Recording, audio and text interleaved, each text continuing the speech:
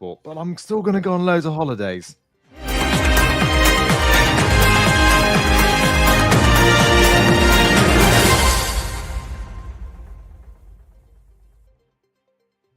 Hello, you beautiful people, and welcome to Funner Friday the 13th, news and views with the EV Café. 30 minutes of what's happening in zero emission transport with expert analysis from the EV Café crew. Now then, Friday the 13th, are you superstitious much? Let us know in the comments. Do you have any big superstitions, anything around work? If you're going in for a deal, do you have to wear your favourite socks? Sam, do you have superstitions? Do you care about those things, or is it all a load of mumbo jumbo? Do you know what? I don't care about it really in my day-to-day life. However, when I played rugby for 20 plus years, I was massively superstitious. And if I had to put my left sock on before my right one and my left boot on, I don't know why. It's stupid, isn't it? So in my sporting world, I had loads of superstitions, but in general life, nah, I haven't got time for that. It's funny you say that. I always used to wear my collar up, and I still do it to this day. So when I went on, I'd put my collar up because I got really badly burned once when I was playing prop. And then as I got taller and went into, I was a prop, and then went into the second row, I still continue to wear my collar up. I do it to this day, and people think I'm weird, but there you are. Sarah, if you're there, superstitions, anything? There is superstitious writings on the wall. Yeah, go for it. Any? No. No, just a song. Worth it though. Hit us up in the comments if you are a superstitious little bunny and won't be going out today for fear of what might come to pass. Anyway, grab a cuppa and plug in to what's been happening in zero emission transport this week. And coming up, EV batteries may last up to 40% longer than expected. And I said that without laughing. Drivers are taking risks to avoid increasing congestion. I know, Sam, don't even go there. Europcar partners with Film Logistics to support their EV transition. Fleets want fast action on the ZEV mandate, the zero emission vehicle mandate, but the Energy and Climate Intelligence Unit state that the UK car industry is on course to meet its target. And in a related story, a gargantuan effort is needed to hit the 2030 clean energy targets. But first, before we get into all of that, it's our monthly webinar on Wednesday, and we are having a party as we bring you the Funner Christmas featuring the 12 guests of Christmas. You've been nominating your top people in the industry, and we have the top 12 on our webinar at 12 noon till 1 o'clock on Wednesday the 18th of December. That's next Wednesday on Zoom, LinkedIn and YouTube. Sam's bringing all the fun and frolics, or funner frolics, and an hour dedicated to the amazing people in our industry. Join us at 12 noon. Go to evcafe.org/register, or just rock up on LinkedIn or YouTube. Sam, have you got a special little something you'll be wearing for our Christmas special? If I have, I don't know about it yet. No, I will be, I'm sure. Yeah. And Sarah, you breaking out the sequins? Yes, and Christmas jumpers. Golly. So bring your Christmas jumpers, a mince pie, a little something to drink, and let's have a party. 1 hour, celebrate the industry and all the amazing people in it. Hopefully you'll get a shout out as well, because you are just fabulous. Right, the first story. Well, real world driving and charging habits may make EV batteries last longer than researchers previously thought. A new study from the SLAC Stanford Battery Center, published on December the 9th in Nature Energy, suggests that real world driving habits like stop and go traffic, motorway driving, quick city trips and lots of time spent parked could make EV batteries last about a third longer than previously thought.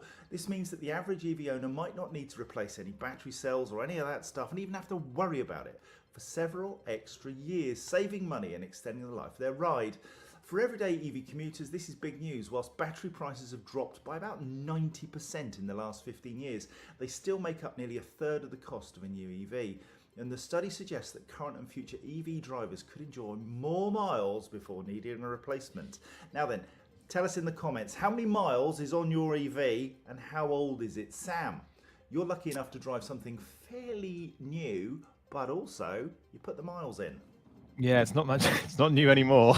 I don't know how long I've had my car for now, 2 or 3 years, I think. But I've done 50,000 miles, and the battery is as good as it was when I first had it.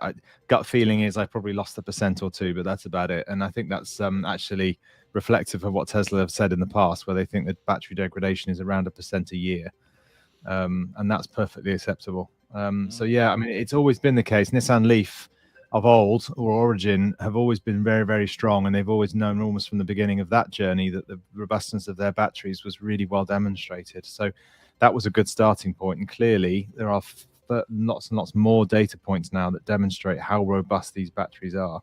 And I don't know many people that have needed to, if anyone actually, that's needed to replace a battery due to mileage or general wear out. Yes, there's reasons why batteries have been replaced, for damage reasons. I can say from personal experience, but yeah, from longevity reasons, I can't think of anyone I know that's actually had a battery replacement due to that. For those who aren't in the know, Sam may have driven through a slightly deep puddle and may have had a slight problem with the battery on his Tesla. Yes. But yes. Thanks for bringing that to the entire public audience, John. Well, it's a pleasure. Any opportunity to embarrass you, my sweet. You are so perfect that any chink in your armour is utilised unmercifully. And Sarah, my dear, you 50,000 miles in 2 years. You do that in a year, don't you? Well, clearly she's charging. So let's move on to the shout-outs. Now then, this morning, Daryl Sharp smashed the doors in early. Fun of Friday, but a later start for him, 9:32. We put the link to this event on yesterday. Yeah, I'm a 50,000 person as well. Sam, you got yours. It's okay. It's all right, Sarah. You're about 3 minutes delayed. So when you get this, we'll be on to the next thing. Utterly superb. Thank you, Sarah, for your contribution. Daryl Sharp smashed the doors in 9:32 and had lots to say for himself. Thank you kindly, mate. And then the legend at 9:59. EV Chakravarti. He was in reporting for duty on Friday the 13th. He's clearly a bit dodgy and worried about the consequences. Michael Barton, a wet and windy Bristol. Dirty boy. Teresa Swift just said met. Then goes on to say, met my husband 22 years ago on Friday the 13th of December. Clearly bad luck for him. Ash Bannister, hello mate, nice to see you. Kate Tyrrell from Charge Safe. Lovely to see you here, Kate. Thank you for joining us. Tony Clayton is here. Matthew Ling from Suffolk. Leon Gomez. 13th is a lucky day. Now there is a contradictory statement if ever I saw one. Amy Carter, haven't you been taking social media by storm? You little love. Really great content you've been putting out recently, and your podcasts with both Liz Allen and ourselves have been going down rather well. Donita Brewer, good morning. Greetings from sunny Spain. Hola, buenos dias, ¿qué tal? There we go. That's all of my Spanish out in one go. Leon Gomez, hello, mate. Helen Drake from the MDP. What the heck, the MDP? I've no idea. Any idea, Sam? No, I don't. I know. I was confused by Kate Tyrrell's next comment. I'm a little stitious. Yeah, I didn't know what stitious meant, but I think she's just spelt superstitious wrong. Yeah, I didn't know she was little anything, but there we are. Stuart Humphrey. Hello, my dear chap. And there he is. He's in the house. It's Peter Heath. He's got nice teeth. He's in the house. Welcome, my friend from PLP. John Jessen, good morning from rainy Bristol again. Everybody's in Bristol. I'm in Bath today. Yes, indeedy. Naomi Jane Nye. She gives us the full beans when she comes on here. Hello, Naomi. Lovely to see you and smashing to see you last week. Mark Main. Good morning, my people. Good morning, my friend. Daryl Sharp. 45,000 miles in 2 years. Just coming in second to Sam. You're not the first. You won't be the last. Leon Gomez. 28,000 miles in 2 years. And Daryl says battery has not got any noticeable loss. Amy Carter's done 5,000 miles, 6 months old. Good on you. Rob Dustin, hello, my friend. Who else we got? Kirk Smith. Now then, that's a new name, I think, but welcome. Toby Hiles, lovely to see you. My friend Helen Drake, you've had a mention. Get off my screen. Jamie Fretwell. Isn't he just a man mountain? 6'6" of just gorgeousness. Can't believe Ben you Mc- skipped Helen's comments. Helen Drake, love that jumper, Sam. You're welcome. Thank you. Yeah, Merry Christmas. Of course I skipped that comment, you donut.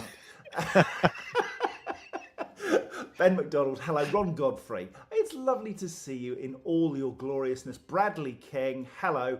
Listen, you lot, thanks ever so much for joining the news. It really is fabulous.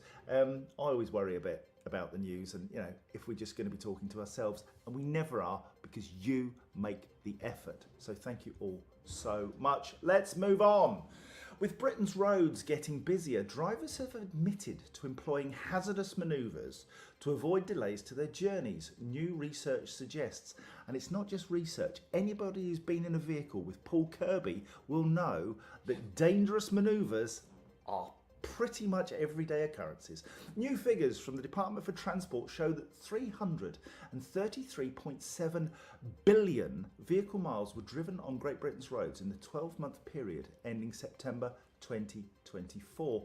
Research from IAM RoadSmart shows that drivers engaged in hazardous manoeuvres to avoid congestion. More than a quarter, 27% of the 2,000 drivers polled, admitted to performing dangerous manoeuvres such as U-turns in the middle of a road to beat traffic jams, while 1 in 10 confessed to running a red light to save time. A small minority, 8%, admitted to proceeding beyond a traffic light changing to red only to end up blocking an intersection. You know, the yellow crossed box that you shouldn't go in. DFT data shows that more than half of motorists are diverting from motorways to rural roads to avoid traffic jams and congestion. Now, I see this a bit as spreading the load, and I don't see that as a major problem, people coming off the motorways to go onto rural roads. However, if I lived in a sleepy village, that may be less welcome. Now, Sarah, if you are there, calling Sarah, this is your 3-minute warning. You're so, I'm going to come on camera now. You're so good to me. But I'm here. I've made it. I'm at an MFG hub charging because that's my life.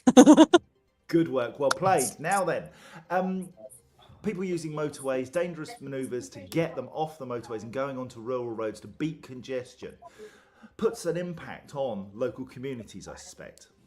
Yeah, it certainly does. And driving rurally, as we heard, those of you who are on the EV Rally of Wales, we heard from Drive Tech, one of our partner sponsors through the AA, and they were expressing the real genuine concern that driving on the motorway is so different to driving rurally. There are so many different skill sets that you need for driving rurally, not least of all anticipation. And anyone who's passed their motorcycle test knows that everything is about being alert. So when you're on the motorway, it's you know, you're looked after. There's overhead signs that warn you of things. There's relatively straight roads, average speeds, but on the rural road, absolutely not. And Sam, you spend an awful lot of time on the roads. Any dodgy manoeuvres you care to be honest about? No, well, it depends actually, because I was just listening to what you said, John, and 1 in 10 drivers admit to doing a U-turn in the middle of the road to beat a traffic jam. Now, I'm going to question how unsafe that is. Like, if you want to change direction, you want to go the other way. How bad is it? So yes, I've done that many times, but not not on a dual carriageway or anything ridiculous, right? So, is that an unsafe maneuver to just change direction and go the other way? I'm not really sure that constitutes in my book, but I don't know whether I'm misreading that. Now, if only Paul Kirby were here to take a completely polarised perspective on that one. Yeah, I agree with you. It depends on the circumstances, I guess, and we're all responsible for our own safety and the safety of others. So I think it depends on a case-by-case basis. A U-turn in itself isn't necessarily dangerous. I agree with you, mate. Now then, what have we got in the comments? Let's have a look. Liz Allen's here, which is nice. Welcome. We did give you a shout out earlier for your wonderful work with Amy on your podcast. Well done, Lucy Albury. She's in the house as well. Good to see you, Lucy. We did mention Bradley King, but I just like the name. Sam, are you a king, a prince? Are you an emperor? What are you? If you could choose your last name. He's a king. He's a king, is he? Oh, dear someone Lord. loves me. Get a room. Right, okay, film. Film Logistics is working with Europe Car Mobility Group to help it deliver sustainability goals put in place by the film industry. Experts in providing costume, props, camera, sound and construction vehicles to any studio or location, Film Logistics has a mission to deliver sustainable solutions. Europe Car has been working with Film Logistics for over a year to help the business meet sustainability goals of the industry whilst delivering effective mobility solution for its clients. Now then, electric vans are quite a thing at the moment and are available from Europe Car locations across the UK on long-term flex rental of about 3 months or more, and they've just got into their fleet the Vauxhall Combo Electric and the award-winning Renault Kangoo E-Tech, and they provide that potentially first opportunity to try an electric commercial vehicle. Sarah, Europe Car do some amazing work in this area, and I know props and film and costumes are big in your world. Good story? Very good. Although I do think I need a bit of love for my badge today, which is a lovely sparkly holly that you would really like, John. So that's a bit of a costume. But Loving that. I think that I found out about this for Everything Electric back in March at the Excel, because this amazing woman came up and she was talking to us about how they've got net zero targets like everybody else, but they've also got a very unique set of challenges. And of course, Europe Car were with us there. But you've got to hand it to Europe Car. They are cleaning up. They got so many awards. Last couple of weeks, watching Tom Middleditch post about the success they've had is just really heartening. But I think it's great to see every industry thinking about this. And we know from our eventing ourselves that it's quite wasteful. Film production is wasteful. Eventing is wasteful, despite the best efforts. Some of those props simply can't be used again. So no, any little helps. Any little helps? Call Tesco. I think they should change that. You and I were on a call yesterday with Webfleet. They too have been cleaning up with the awards and Drax with Naomi Nye becoming an EV champion. We've got the AA and Kirsty Pendleton. We're really lucky, aren't we? We're blessed to be working with some of the very best in the industry. Yeah, we are, and obviously that because we are synonymous with them and they are synonymous with us now, it's because of their sustainability agendas, and and hats off to them, right? Because the stories like the Europe Car one and the experience we've done with Webfleet, with world records and things this year, all those sort of things, they really highlight the ways in which they link to sustainability and the things that we're doing and making it better. And Film Logistics probably wouldn't have been on our radar were it not for Europe Car telling us about the fact that they've got a collaboration that's therefore reducing the emissions in that particular sector. To Sarah's point, it's another one, a bit like Formula One racing. We're not going to make that EV just yet, but there's a huge amount of logistics that goes into it.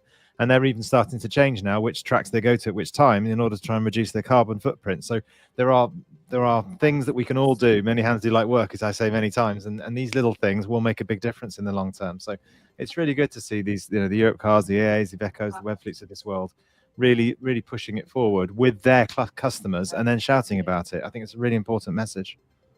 And just go on, Sarah.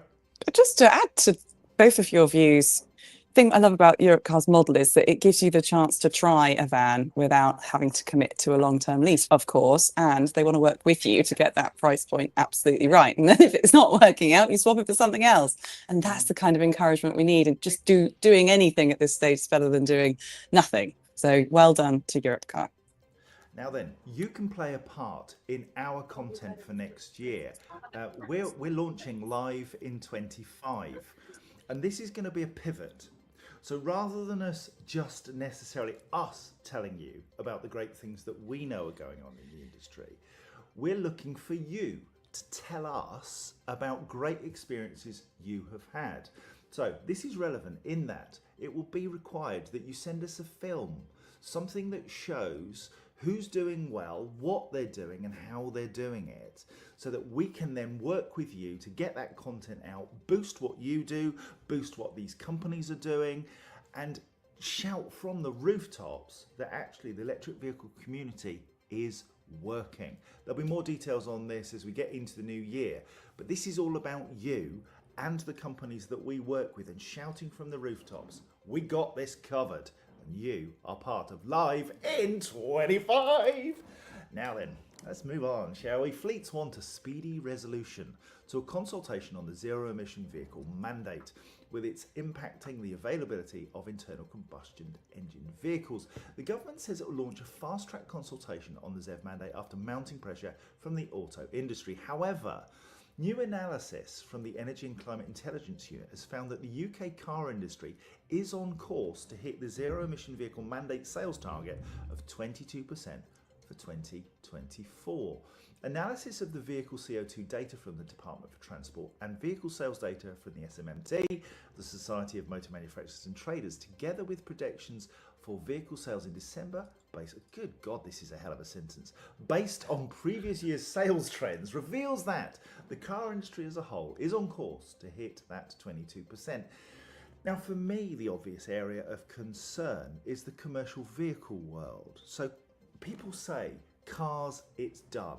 And from a ZEV mandate perspective, it is. But 1 in 4 cars last month were electric. We've still got an awful lot to do there. However, we are going to be nowhere near where we need to be in terms of the ZEV mandate with commercial vehicles.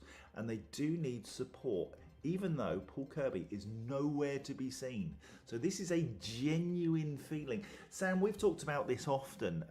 The zero emission mandate is a tool to achieve the transition. We were lucky enough to work with the BVRLA, UK Logistics UK and so on to bring together the van plan, calling for more support for the commercial vehicle world. You know firsthand how tough it is to operate electric vehicles commercially. And the business case is key to this, isn't it? But also government support. Yeah, it absolutely is. And my world was 10 years ago now, so it was even harder for me. So it's a lot easier now. And as we've seen from our good friends at Dynamon, when they presented at the last webinar, I think it was, around what the lowest hanging fruit looks like for fleets, particularly in the HGV sector. But what their information clearly showed is that everybody can do something, and there is definitely an appetite or an opportunity there for fleets to decarbonise and get that lowest hanging fruit sorted. But you're absolutely right. The commercial vehicles are behind cars, but then they would be, wouldn't they? Because they're harder to decarbonise and it's going to take longer. So, I don't know whether I wouldn't say cars is a done deal yet, John, but it's definitely very much on the trajectory now, and the data is starting to really show that next year is going to be strong. And you'd be absolutely right. We need to keep that focus on the commercial traffic, especially given it's such a huge emitter, even though EHGVs as an example is only a small percentage of the mileage on the road, but one of the largest proportions of the O2 of emissions, CO2 emissions. So we need to keep pushing the narrative, and Mr. Kirby will be doing that as always, from wherever he may be, no doubt. Yeah, the van plan, as mentioned, is up for 2 awards, and we're delighted to be part of that process and have helped to contribute to that and to promote its use. Sarah, the van plan is key, isn't it? We need government support in tactical areas, and your experience in strategy. What's the best thing that we can do to help the commercial vehicle world? Is it to show that electric vehicles do work? Is it just to get bums on seats as we've done with cars? What is that one thing that would help? And if you've got a thought in the comments, add that in there and we'll see if we can get to those as well. Yeah, and even though Paul Kirby is not here, he's on his way to Scotland, I believe. And I was on a podcast recording with him last night with Phil Clark from Tuel, who works in the commercial vehicle sector. So this is about providing the energy to commercial vehicles specifically, where that isn't available at depot or at home. So a fairly complex set of logistics for those who have got light commercial vehicles they cannot charge at home. Now, we know that from the Office of National Statistics, there are 4.5 million people who consider themselves to be self-employed. And of that, 1.9 million, I think, are self-employed drivers. And those are the ones who are on sub 25k salary a year. Now, this tends to mean they also don't have a driveway, or they do not have access to regular overnight parking and charging. So the government can help here by strategizing with almost audacious goals. Give us something that's so so impressive that we strive to achieve it, because wherever they set the bar, we're going to probably meet somewhere in the middle. Now, shifting the goalposts from left to right all the time simply doesn't help. In fact, it sends the wrong message. It makes people feel they've got more time. It makes people feel let down. It makes people feel like their efforts have already been thwarted and they're going to change the rules again. So being consistent with your strategy is one thing, but encouraging those to understand it better is another. And that's what the van plan set out to do. Yet again, very proud of the EV Café crew and BVRLA and all our partners for getting behind something that's simple, step by step, and deployable. Indeed, indeed. A couple of comments. Bradley King says it was great to see in November that battery electric vehicle rigids 3.5 tonne to 4.25 tonne were up 30% year to date. That's fantastic. Good stuff. And Stuart Humphrey, bless you for this comment, because it leads nicely into the final story. Interesting to see the grid demand for gas in the UK hit the highest amount delivered to power stations in the last 5 years. Evidence that we need to move forward with unlocking more zero carbon energy. Stuart, couldn't agree with you more. Let's go into this final story. Unprecedented scaling up of low carbon technologies and a significant increase in contracts for difference budgets, and I'll explain that in a minute, are needed if the UK is to hit 2030 goals, according to new analysis. Contracts for difference are a government-backed mechanism that incentivises investment in low-carbon electricity generation in the UK. Developers of renewable energy projects enter into a 15-year contract with a low-carbon contracts company. The contract guarantees a strike price for the electricity the developers produce. The developer is paid the strike price plus any subsidy if the market price is lower, or they pay back any surplus if the market price is higher. And so what that contract for difference means is that there's a guaranteed price for sustainable energy that is generated. And we need more of these contracts to give certainty to the renewable suppliers who are in the marketplace. And Sam, I know GridServe are part of that infrastructure. That certainty in terms of energy price is key to seeing investment come into the sector. Yeah, it absolutely is, and it is a nice segue into Stuart's comment as well around the gas demand, which obviously is going to be more a focus now that coal is gone. But yeah, these types of contract for distance solutions is going to be integral to ensure that we get the right energy in the right places, and that it's renewable.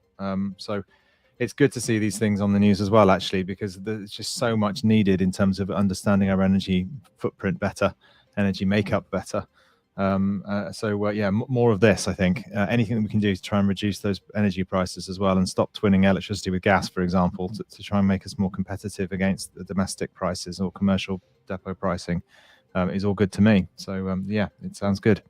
And just to put some context around what the future might look like in our energy demands, an increase in demand is expected to double between 2030 and 2035. Investment levels far exceeding those needed in the run-up to 2030 will be needed to meet demand and address a capacity gap of up to 20 gigawatts. That's a massive requirement. And Sarah, you and I have seen AW Energy, and on our travels around the UK with the EV Rally and our general work, we've seen so much investment in this area, but far, far more is needed. Yeah, it is. And we've got friends at Drax who took the time last week to explain to us about the carbon impact of the wood pellets that they burn instead of coal. And of course, that's a scale of better to better to better. We're trying to get better. It's a journey, right? It's not going to be overnight. But the fact that our grid is fed 6% by Drax on that one station and no longer using coal and is instead using waste wood pellets from Canada, there's huge carbon issues getting the wood pellets over here. But if they can better that, which they're working on, then that's the kind of incremental improvements that people can understand. They can see what was worse and what is going to be better. Now, if anybody wants to be really super duper educated on this, there's a podcast I adore called Redefining Energy by, I can't remember his name, but it's well worth a listen because they're both investment bankers. So they break down the fiscal stimulus, what makes this industry work, and make it feel like it's possible. So there's a lot of trading going on. We know in the UK we import a lot of energy. Sometimes that hides away the cleanliness of it, which is naughty. But us as a nation are very clued up on this, and I'm really pleased to see it. Yeah, just on that, clued up on this point as well, I take issue with capacity gap. I think that's a poor choice of words, because it's not a capacity gap. It suggests that people, oh God, we've got a big hole, we didn't think about that. That's just not the case. You know, we've seen from the likes of Graham Cooper of old at National Grid and Lorna McAteer, who currently at National Grid, who show us that this has been in the making and the planning for years and years and years and years and years. So there is no capacity gap. It's just a case of getting from one piece of energy consumption to another, and everyone is working tirelessly to do it. Indeed. I think what it highlights perhaps, Sam, is that there's a forecast which exceeds current generation levels. And so that creates a fictitious, perhaps, but a gap between what we currently produce and what we may need in the future, and therefore the investment is required. But I absolutely take your point. And language is important here, so it's worth calling out. Right, I think that wraps us up. If you've got any clean transport, PR or news stories you'd like us to cover, please send them to us at hello@EV Café. Until next Friday, it's goodbye from me, it's goodbye from them too. And what's going on, Sarah? Oh, I can't shout funner, can I? Of course you can. This has been an EV Café production. Other sustainability news services are available. Oh, good grief. But this is just funner. Sarah, thank you so much, Sam, for being so consistent. And Sarah, are you embarrassed at all? I just threw my phone on the floor, but you can admire my Christmas outfit. God bless you. Let's move on. The EV Café is truly blessed to be partnered with the AA, Webfleet, Europcar, Iveco, Drax, Sperry, Stuart Science, All-Star, Schneider Electric, Dynamon, EV Blocks, and AW Energy. With the EV Café supporting the transition to clean transport. Stay safe, stay well, stay as happy as Sam clearly is, and we'll see you next Friday. Thanks, Bye. John. Bye-bye.